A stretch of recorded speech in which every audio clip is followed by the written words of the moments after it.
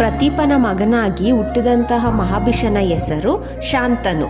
ಶಾಂತನು ಅಂತ ಹೆಸರು ಬರೋಕೆ ಕಾರಣ ಏನಂದರೆ, ತುಂಬ ವರ್ಷಗಳ ಕಾಲ ಪ್ರತೀಪನ ತಪಸ್ ಮಾಡ್ತಾ ಶಾಂತವಾಗಿ ಅವನು ಜೀವನ ನಡೆಸ್ಕೊಂಡು ಕೊನೆಗೆ ಮಗ ಹುಟ್ಟಿದ್ರಿಂದ ಆ ಮಗನಿಗೆ ಶಾಂತನು ಅಂತ ನಾಮಕರಣ ಮಾಡ್ತಾರೆ. ಶಾಂತನು ಮದುವೆ ವಯಸ್ಸಿಗೆ ಬಂದಾಗ ಅವನ ತಂದೆ ಪ್ರತೀಪನ ಶಾಂತನುಗೆ ಪಟ್ಟಾಭಿಷೇಕ ಮಾಡಿ ಹೇಳ್ತಾನೆ, ಹಿಂದೆ ಒಬ್ಳು ಶ್ರೇಷ್ಠವಾಗಿರೋ ಸ್ತ್ರೀ ನನ್ನ ಬಳಿ ಬಂದು ನಿನ್ನ ಮದುವೆ ಆಗ್ತೀನಿ ಅಂತ ಹೇಳಿದಾಳೆ. ಆದ್ರಿಂದ ಯಾವುದಾದ್ರೂ ಸ್ತ್ರೀ ನಿನ್ನ ಬಳಿ ಬಂದು ಮದುವೆ ಬಗ್ಗೆ ಕೇಳಿದ್ರೆ ಅವಳ ಕುಲಗೋತ್ರನೆಲ್ಲ ಯೋಚನೆ ಮಾಡ್ದೇನೆ ಅವಳನ್ನು ನಿನ್ನ ಬಾಳಲ್ಲಿ ಸ್ವೀಕಾರ ಮಾಡು. ಅವಳು ಒಳ್ಳೆ ಕರ್ಮನೇ ಮಾಡಲಿ ಕೆಟ್ಟ ಕರ್ಮನೇ ಮಾಡಲಿ, ನೀನು ಅವಳನ್ನು ಪ್ರಶ್ನೆ ಮಾಡಬೇಡ ಅಂತ ಹೇಳಿ ಕಾಡಿಗೆ ಹೊರಟೋಗ್ತಾನೆ. ಶಾಂತನುಗೆ ಬೇಟೆ ಆಡೋಕೆ ತುಂಬಾ ಇಷ್ಟ. ಒಂದೊಂದು ದಿನ ಕಾಡಿನಲ್ಲಿ ಬೇಟೆಯಾಡ್ತಾ ಅಲ್ಲೇ ಇರ್ತಿದ್ದ. ಒಂದ್ಸಲ ಶಾಂತನುಗೆ ಗಂಗಾ ನದಿ ಬಳಿ ಸುಂದರವಾದ ಲಕ್ಷ್ಮೀದೇವಿನ ನೋಡ್ದಂಗಾಗುತ್ತೆ. ಅವಳ ಹತ್ರ ಹೋಗಿ ಅವಳನ್ನು ಕೇಳ್ತಾನೆ, ನೀನು ಯಾರು? ನೀನೇನಾದರೂ ದೇವತೆನಾ ಅಥವಾ ಮನುಷ್ಯಳ, ಅಪ್ಸರೇನಾ, ದಾನವರ ಪುತ್ರಿನ, ದೇವಕನ್ಯನ ಅಥವಾ ಯಕ್ಷಿಣಿನಾ? ನೀನು ಯಾರೇ ಆಗಿದ್ರೂ ಪರವಾಗಿಲ್ಲ, ನನ್ನ ಹೆಂಡತಿ ಆಗ್ತೀಯಾ? ಇದಕ್ಕೆ ಗಂಗಾದೇವಿ ಹೇಳ್ತಾಳೆ, ನಾನು ನಿನ್ನ ಮದುವೆ ಆಗ್ತೀನಿ, ಆದರೆ ನೀನು ನನ್ನ ಯಾವುದೇ ರೀತಿ ಪ್ರಶ್ನೆ ಮಾಡಬಾರ್ದು. ನಾನು ನಿನಗೆ ಇಷ್ಟ ಆಗೋ ಕೆಲಸ ಮಾಡಲಿ ಅಥವಾ ಇಷ್ಟ ಆಗದೇ ಇರೋ ಕೆಲಸ ಮಾಡಲಿ, ನೀನು ನನ್ನನ್ನು ಏನೂ ಕೇಳಬಾರ್ದು. ನೀನು ನನ್ನ ಪ್ರಶ್ನೆ ಮಾಡಿದ ಕ್ಷಣವೇ ನಾನು ನಿನ್ನಿಂದ ದೂರ ಆಗ್ತೀನಿ. ಇದಕ್ಕೆ ನೀನು ಒಪ್ಕೊಂಡ್ರೆ ನಾನು ನಿನ್ನ ಮದುವೆ ಆಗ್ತೀನಿ. ಇದನ್ನು ಕೇಳಿದಂಥ ಶಾಂತನು ಜಾಸ್ತಿ ಯೋಚನೆ ಮಾಡದೆ ಗಂಗಾದೇವಿ ಹೇಳಿದ್ಕೆಲ್ಲ ಒಪ್ಕೊಂಡು ಅವಳನ್ನು ಮದುವೆ ಆಗ್ತಾನೆ. ಕೆಲವು ವರ್ಷಗಳ ಕಾಲ ಸಂತೋಷದಿಂದ ಇರ್ತಾರೆ. ಶಾಂತನು ಗಂಗಾದೇವಿನ ಒಂದು ಕ್ಷಣನೂ ಬಿಟ್ಟಿರ್ತಿರ್ಲಿಲ್ಲ. ಗಂಗಾದೇವಿಗೆ ಒಂದು ಮಗು ಹುಟ್ಟುತ್ತೆ. ಆ ಮಗುನ ಗಂಗಾದೇವಿ ಗಂಗಾ ನದಿಗೆ ಬಿಡ್ತಾ ಹೇಳ್ತಾಳೆ, ನಾನು ನಿನಗೆ ಒಳ್ಳೆಯದನ್ನೇ ಮಾಡ್ತಾ ಇದ್ದೀನಿ ಅಂತ. ಗಂಗಾದೇವಿಯ ಈ ಕೆಲಸ ಶಾಂತನುಗೆ ಇಷ್ಟ ಆಗಲಿಲ್ಲ. ಆದರೂ ಸಹ ಸುಮ್ಮನಿದ್ದ. ಯಾಕಂದರೆ ಅವನು ಕೇಳೋ ಪ್ರಶ್ನೆಗೆ ಗಂಗಾದೇವಿ ಎಲ್ಲಿ ಬಿಟ್ಟೋಗ್ತಾಳೆ ಅಂತ. ಇದೇ ರೀತಿ 7 ಮಕ್ಕಳನ್ನು ಗಂಗಾ ನದಿಗೆ ಬಿಡ್ತಾಳೆ. 8ನೇ ಮಗುನ ಗಂಗಾ ನದಿಗೆ ಬಿಡಬೇಕು ಅನ್ನೋ ಸಮಯಕ್ಕೆ ಶಾಂತನು ಗಂಗಾದೇವಿ ಮೇಲೆ ಇರೋ ವ್ಯಾಮೋಹವನ್ನೆಲ್ಲ ಬಿಟ್ಟು ಮಗುನ ಹೇಗಾದರೂ ಉಳಿಸ್ಕೋಬೇಕು ಅಂತ ತುಂಬ ನೋವಿನಿಂದ ಪತ್ನಿನ ಕೇಳ್ತಾನೆ, ಆ ಮಗುನ ಸಾಯಿಸಬೇಡ. ನೀನು ಯಾಕೆ ಹುಟ್ಟಿದ ಮಕ್ಕಳನ್ನೆಲ್ಲ ಕೊಲೆ ಮಾಡ್ತಿದ್ಯಾ? ನೀನು ಯಾರು? ಇದರಿಂದ ನಿನಗೆ ಮಹಾಪಾಪ ಬರುತ್ತೆ. ನೀನು ಮಕ್ಕಳನ್ನ ಸಾಯಿಸೋಕೆ ಅಂತಾನೆ ಬಂದಿದ್ಯಾ? ನಿನ್ನ ಕುಲ ಗೋತ್ರ ಯಾವುದು ಅಂದಾಗ ಗಂಗಾದೇವಿ ನಗುತ್ತಾ ಸಮಾಧಾನದಿಂದ ಉತ್ತರಿಸ್ತಾಳೆ, ನಾನು ಗಂಗಾದೇವಿ, ದೇವಕಾರ್ಯನ ಮಾಡೋಕೆ ನಾನು ಭೂಮಿ ಮೇಲೆ ಬಂದಿರೋದು. ನಮ್ಮಿಬ್ರಿಗೆ ಹುಟ್ಟಿರೋ ಈ 8 ಮಕ್ಕಳು ಅಷ್ಟವಸುಗಳು. ಅವರು ಮಾಡಿದ ತಪ್ಪಿಂದ ಭೂಮಿ ಮೇಲೆ ಜನ್ಮ ಪಡಿಬೇಕಿತ್ತು. ಅಂಥವ್ರನ್ನ ಮಕ್ಕಳಾಗಿ ಪಡೆಯೋಕೆ ನಿನ್ನ ಬಿಟ್ಟು ಬೇರೆ ಯಾರೂ ಈ ಭೂಮಿ ಮೇಲೆ ಇರಲಿಲ್ಲ. ಅವ್ರಿಗೆ ತಾಯಿ ಆಗೋಕ್ಕೆ ಅರ್ಹತೆ ನನ್ನಲ್ಲಿತ್ತು. ಈ ಕಾರಣದಿಂದ ನಾನು ಸ್ವರ್ಗಲೋಕನ ಬಿಟ್ಟು ಭೂಮಿಯಲ್ಲಿ ಮನುಷ್ಯಳಾಗಿ ಹುಟ್ಟಿದೆ. ಅವರನ್ನು ಮಕ್ಕಳಾಗಿ ಪಡೆದಿರೋ ನಿನಗೆ ಸಾಕಷ್ಟು ಪುಣ್ಯಲೋಕ ಸಿಗುತ್ತೆ. ಅಷ್ಟವಸುಗಳಿಗೆ ಅವ್ರ ಶಾಪನ ಪೂರ್ತಿ ಮಾಡೋಕೆ ನಾನು ಭೂಮಿ ಮೇಲೆ ಜನ್ಮ ಕೊಟ್ಟೆ. ಅವ್ರು ಕೇಳ್ದಂಗೆ ಅವರನ್ನು ಭೂಮಿ ಮೇಲೆ ಜಾಸ್ತಿ ಹೊತ್ತು ಜೀವನ ಮಾಡದೇ ಇರೋ ಹಾಗೆ ಮಾಡಿದೆ. ನಮ್ಮ ಸಂಬಂಧ ವ್ಯರ್ಥ ಆಗಬಾರ್ದು ಅಂತ ಅವರಲ್ಲಿ ನಾನು ಒಬ್ಬ ಮಗುನ ದೀರ್ಘಾಯುಷನಾಗಿ ಬಾಳುವಂತೆ ಕೇಳಿಕೊಂಡೆ. ಅವನೇ ಈ ಮಗು ಅಂತ ಹೇಳಿ ಮಗುನ ಶಾಂತನು ಕೈಗೆ ಕೊಟ್ಟು, ನೀನು ನನ್ನ ಪ್ರಶ್ನೆ ಮಾಡಿದ ಕಾರಣ ನಾನು ಇನ್ನು ಮುಂದೆ ನಿನ್ನ ಜೊತೆ ಇರೋಲ್ಲ ಅಂತ ಗಂಗಾದೇವಿ ಸ್ವರ್ಗಲೋಕಕ್ಕೆ ಹೊರಟಾಗ ಶಾಂತನು ಗಂಗಾದೇವಿನ ಮತ್ತಷ್ಟು ಪ್ರಶ್ನೆ ಕೇಳ್ತಾನೆ, ಯಾರು ಈ ಅಷ್ಟವಸುಗಳು? ಅವ್ರಿಗೆ ಯಾಕೆ ಈ ಶಾಪ ಬಂತು? 8 ವಸುಗಳಲ್ಲಿ ಒಬ್ಬ ಮಾತ್ರ ಯಾಕೆ ಭೂಮಿ ಮೇಲೆ ದೀರ್ಘಕಾಲ ಇರ್ತಾನೆ? ಇದು ನಿಜವಾಗ್ಲೂ ನಿನ್ನ ಪ್ರೇಮದ ಗುರುತಾಗಿನಾ ಅಥವಾ ಬೇರೆ ಏನಾದರೂ ಕಾರಣ ಇದೆಯಾ? ಗಂಗಾದೇವಿ ಈ ಎಲ್ಲ ಪ್ರಶ್ನೆಗೆ ಉತ್ತರಿಸೋಕೆ ಶುರು ಮಾಡ್ತಾಳೆ. ದಕ್ಷ ಬ್ರಹ್ಮನಿಗೆ ಸುರಭಿ ಅನ್ನೋ ತುಂಬ ಸುಂದರವಾದ ಮಗಳನ್ನ ಕಶ್ಯಪರಿಗೆ ಕೊಟ್ಟು ಮದುವೆ ಮಾಡ್ತಾರೆ.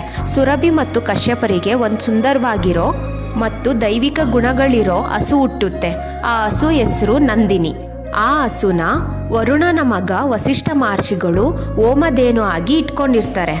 ಹೋಮಧೇನು ಅಂದರೆ ಲೋಕ ಕಲ್ಯಾಣಕ್ಕಾಗಿ ಮಾಡೋ ಹೋಮಗಳಿಗೆ ಬೇಕಾಗಿರೋದನ್ನು ಕೊಡೋ ಹಸು. ವಸಿಷ್ಠರು ಕಾಡಿನಲ್ಲಿರೋ ಆಶ್ರಮದಲ್ಲಿ ವಾಸವಾಗಿದ್ದರು. ಒಂದ್ಸಲ ದೇವತೆಗಳು ಅಷ್ಟವಸುಗಳು ಭೂಮಿಯಲ್ಲಿ ಇರೋ ಸುಂದರವಾದ ಪ್ರಕೃತಿನ ನೋಡೋಕೆ ಬಂದಾಗ ಅಷ್ಟವಸುಗಳಲ್ಲಿ ಒಬ್ಬ ವಸುವಿನ ಹೆಸರು ದ್ಯುವ. ದ್ಯುವನ ಪತ್ನಿ ಕಾಮಧೇನುನ ನೋಡಿ ಆಶ್ಚರ್ಯದಿಂದ ಹೇಳ್ತಾಳೆ, ಇದು ಎಷ್ಟು ಸುಂದರವಾಗಿದೆ.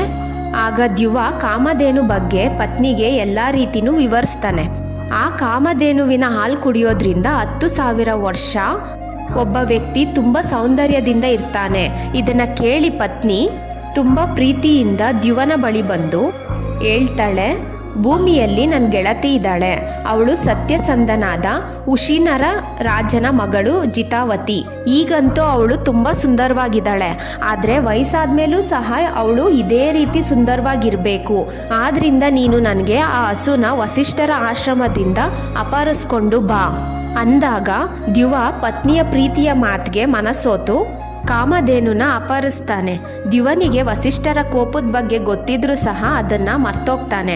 ಆ ದಿನ ಸಾಯಂಕಾಲ ಆಗುತ್ತೆ. ವಸಿಷ್ಠರು ಕಾಡಿನಲ್ಲಿ ಸಂಚಾರ ಮುಗಿಸಿ ಆಶ್ರಮಕ್ಕೆ ಬಂದು ನೋಡಿದಾಗ ನಂದಿನಿ ಇಲ್ಲದೆ ಇರೋದನ್ನು ತಿಳಿದು ತನ್ನ ಶಿಷ್ಯರ ಜೊತೆ ಕಾಡಿನಲ್ಲೆಲ್ಲ ಹುಡುಕ್ತಾರೆ.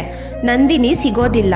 ಮತ್ತೆ ಆಶ್ರಮಕ್ಕೆ ಬಂದು ಧ್ಯಾನಕ್ಕೆ ಕೂತಾಗ ಅವ್ರಿಗೆ ನಡೆದಿದ್ದಂಥ ಎಲ್ಲ ಘಟನೆಗಳು ತಿಳಿಯುತ್ತೆ. ಇದರಿಂದ ತುಂಬ ಕೋಪಗೊಂಡ ವಸಿಷ್ಠರು ಅಷ್ಟವಸುಗಳಿಗೆ ಭೂಮಿ ಮೇಲೆ ಜನ್ಮ ತಾಳಿ ಅಂತ ಶಾಪ ಕೊಡ್ತಾರೆ. ಆ ಶಾಪದ ವಿಚಾರ ದ್ಯುವನಿಗೆ ತಿಳಿದು ವಸಿಷ್ಠರ ಆಶ್ರಮಕ್ಕೆ ಅಷ್ಟವಸುಗಳು ಬಂದು ವಸಿಷ್ಠರನ್ನ ಕ್ಷಮೆ ಕೇಳಿ ಶಾಪನ ದಯವಿಟ್ಟು ಹಿಂದಕ್ಕೆ ತಗೊಳ್ಳಿ ಅಂದಾಗ ವಸಿಷ್ಠರು ಹೇಳ್ತಾರೆ, ಬಾಯಿಂದ ಹೊರಬಂದ ಮಾತನ್ನ ಹೇಗೆ ಹಿಂದಕ್ಕೆ ತಗೊಳಕ್ಕಾಗಲ್ವೋ ಅದೇ ರೀತಿ ನಾನು ಕೊಟ್ಟ ಶಾಪನೂ ಕೂಡ ಹಿಂದಕ್ಕೆ ತಗೊಳಕ್ಕಾಗಲ್ಲ. 1 ವರ್ಷದೊಳಗಡೆ ಈ ಶಾಪದ ವಿಮೋಚನೆ ನಿಮಗೆ ಆಗುತ್ತೆ. ಆದರೆ ದ್ಯುವ ಈ ತಪ್ಪು ಮಾಡಿದ ಕಾರಣ ಭೂಮಿ ಮೇಲೆ ಹೆಚ್ಚು ಕಾಲ ಜೀವಿಸಬೇಕು. ಈತ ಭೂಮಿಯಲ್ಲಿ ಹುಟ್ಟಿ ಧರ್ಮದಿಂದ ಎಲ್ಲ ಶಾಸ್ತ್ರ ತಿಳಿದು ಪಿತೃವಾಕ್ಯನ ಮೀರ್ದೇನೆ ಕೀರ್ತಿವಂತನಾಗಿ ಬಾಳ್ತಾನೆ. ತಂದೆಗೋಸ್ಕರ ಹೆಣ್ಣಿನ ಸುಖನ ತ್ಯಾಗ ಮಾಡಿ ಯಾವುದೇ ಮಗುನ ಪಡೀದೇನೆ ಜೀವಿಸ್ತಾನೆ. ಹೀಗೇಳಿ ವಸಿಷ್ಠ ಮಹರ್ಷಿಗಳು ತಮ್ಮ ಆಶ್ರಮಕ್ಕೆ ಹೊರಟೋಗ್ತಾರೆ. ಈ ವಿಚಾರನ ವಸುಗಳು ನನ್ನ ಬಳಿ ಬಂದು ಹೇಳಿ ಸಹಾಯ ಕೇಳಿದ ಕಾರಣ ನಾನು 7 ವಸುಗಳಿಗೆ ಜನ್ಮ ಕೊಟ್ಟು ತಕ್ಷಣ ಗಂಗಾ ನದಿಗೆ ಹಾಕಿ ಮಾನವ ಜನ್ಮದಿಂದ ಕ್ಷಣ ಮಾತ್ರದಲ್ಲಿ ವಿಮೋಚನೆ ಕೊಟ್ಟೆ. ಈ ಮಗು ದ್ಯುವನ ಅಂಶ. ವಸಿಷ್ಠ ಕೊಟ್ಟ ಶಾಪದಂತೆ ಇವನು ತುಂಬ ಕಾಲ ಭೂಮಿ ಮೇಲೆ ಜೀವಿಸ್ತಾನೆ ಅಂತ ಹೇಳಿ ಮಗುನ ಕರ್ಕೊಂಡು ಗಂಗಾದೇವಿ ಮಾಯ ಆದ್ಲು. ಆ ಮಗುನೇ ಮುಂದೆ ದೇವವ್ರತನೆಂದು ಪ್ರಸಿದ್ಧನಾಗ್ತಾನೆ. ಶಾಂತನುಗೆ ಇದೆಲ್ಲ ಒಂದು ಕನಸು ರೀತಿ ಬಂದೋದಂಗೆ ಅನಿಸುತ್ತೆ. ಮುಂದೆ ಏನು ಮಾಡೋದು ಅನ್ನೋದು ಗೊತ್ತಾಗ್ದೇನೆ ತನ್ನ ಅರಮನೆಗೆ ಹೋಗ್ತಾನೆ. ಶಾಂತನುವಿನ ಒಳ್ಳೆ ನಡೆ ನುಡಿ ಗುಣ, ರಾಜ್ಯ ಆಡಳಿತ ಮಾಡ್ತಿದ್ದ ರೀತಿ ನೀತಿಗೆ ಭೂಮಿ ಮೇಲಿದ್ದ ಎಲ್ಲ ರಾಜರುಗಳು ಸೇರಿ ಶಾಂತನುನ ಚಕ್ರವರ್ತಿಯಾಗಿ ಮಾಡ್ತಾರೆ. ರಾಜ್ಯಗಳನ್ನ ಯುದ್ಧದಿಂದ ಗೆಲ್ದೇನೆ ಚಕ್ರವರ್ತಿ ಆಗ್ತಾನೆ ಶಾಂತನು. ಒಂದಿನ ಶಾಂತನು ಬೇಟೆ ಆಡ್ತಾ ಕಾಡ್ಗೆ ಹೋದಾಗ ನೀರಿಲ್ದೆ ಬತ್ತೋಗಿದ್ದ ನದಿನ ನೋಡಿ ಬೇಜಾರಿಂದ ನೀರು ಬತ್ತೋಗಿರೋದಕ್ಕೆ ಏನು ಕಾರಣ ಇರ್ಬೋದು ಅಂತ ತನಗೆ ತಾನೇ ಹೇಳ್ಕೊತಾ ಮುಂದೆ ಬಂದು ನೋಡಿದಾಗ ಅವನಿಗನ್ಸುತ್ತೆ ನದಿನ ಯಾರೋ ಬಾಣ ಬಿಟ್ಟು ತಡೆದಿದ್ದಾರೆ ಅಂತ. ಇನ್ನೂ ಸ್ವಲ್ಪ ಮುಂದೆ ಬಂದಾಗ ಅವನು ಒಬ್ಬ ಬಾಲಕನ್ನ ನೋಡಿ ಆಶ್ಚರ್ಯದಿಂದ ನಿಂತ್ಕೋತಾನೆ. ಸ್ವಲ್ಪ ಸಮಯದಲ್ಲೇ ಆ ಬಾಲಕ ಅದೃಶ್ಯನಾಗ್ತಾನೆ. ಶಾಂತನುಗೆ ಆ ಬಾಲಕನ್ನ ನೋಡಬೇಕು ಅನ್ನೋ ಆಸೆಯಿಂದ ಗಂಗಾ ನದಿನ ಕೇಳ್ಕೊಂಡಾಗ ಗಂಗಾದೇವಿ ಬಾಲಕ ಸಮೇತ ಪ್ರತ್ಯಕ್ಷನಾಗ್ತಾಳೆ. ಶಾಂತನುಗೆ ತಕ್ಷಣ ಇದೆಲ್ಲ ಏನು ಅನ್ನೋದೇ ಅರ್ಥ ಆಗಲಿಲ್ಲ. ಸ್ವಲ್ಪ ಸಮಯದ ನಂತರ ಹಿಂದೆ ನಡೆದಂಥ ಎಲ್ಲವೂ ನೆನಪಾಗುತ್ತೆ. ಗಂಗಾದೇವಿನೂ ಕೂಡ ಎಲ್ಲ ವಿಷಯನೂ ಹೇಳಿ ಆ 8ನೇ ವಸುವಿನ ಮನುಷ್ಯನ ರೂಪದಲ್ಲಿರೋ ಈ ಬಾಲಕನನ್ನು ಪರಿಚಯ ಮಾಡಿಕೊಡ್ತಾಳೆ. ಆ ಬಾಲಕನ ಹೆಸರೇ ಗಾಂಗೇಯ ಅಥವಾ ದೇವವ್ರತ. ಗಂಗಾದೇವಿ ತನ್ನ ಮಗನನ್ನು ಯಾವ ರೀತಿ ಬೆಳೆಸಿರ್ತಾಳೆ ಅಂದರೆ ಯುದ್ಧ ಮಾಡೋದ್ರಲ್ಲಿ ಇಂದ್ರನಿಗೆ ಸಮನಾಗಿರ್ತಾನೆ. ಎಲ್ಲ ಶಾಸ್ತ್ರ ವಿದ್ಯಾಭ್ಯಾಸದಲ್ಲಿ ರಾಕ್ಷಸರ ಗುರುಗಳಾದ ಶುಕ್ರಾಚಾರ್ಯರಿಗೆ ಸಮನಾಗಿರ್ತಾನೆ ಮತ್ತು ಗುಣಗಳಲ್ಲಿ ಶಾಂತನುನೇ ಮೀರಿಸೋ ರೀತಿನಲ್ಲಿ ಇರ್ತಾನೆ. ಈ ಎಲ್ಲ ಗುಣಗಳನ್ನ ಗಂಗಾದೇವಿ ಶಾಂತನುಗೆ ಹೇಳ್ತಾ ಇದ್ದಂಗೆ ಶಾಂತನು ಗಾಂಗೇಯನನ್ನು ತಪ್ಪಿಕೊಂಡು ತುಂಬ ಸಂತೋಷದಿಂದಿರುವಾಗ ಗಂಗಾದೇವಿ ಮಾಯವಾಗ್ತಾಳೆ.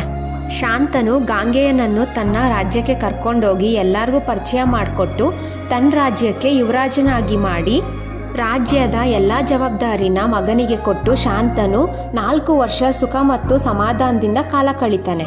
ಶಾಂತನು ಒಂದಿನ ಯಮುನಾ ನದಿ ಬಳಿ ಕೂತಿರುವಾಗ ಘಮ ಘಮ ವಾಸನೆ ಬರ್ತಾ ಇರೋದು ಗೊತ್ತಾಗಿ ಇಷ್ಟು ಘಮ ಇರೋ ವಾಸನೆ ಎಲ್ಲಿಂದ ಬರ್ತಿದೆ ಅಂತ ತಿಳ್ಕೊಳ್ಳೋಕೆ ಶುರು ಮಾಡ್ತಾನೆ.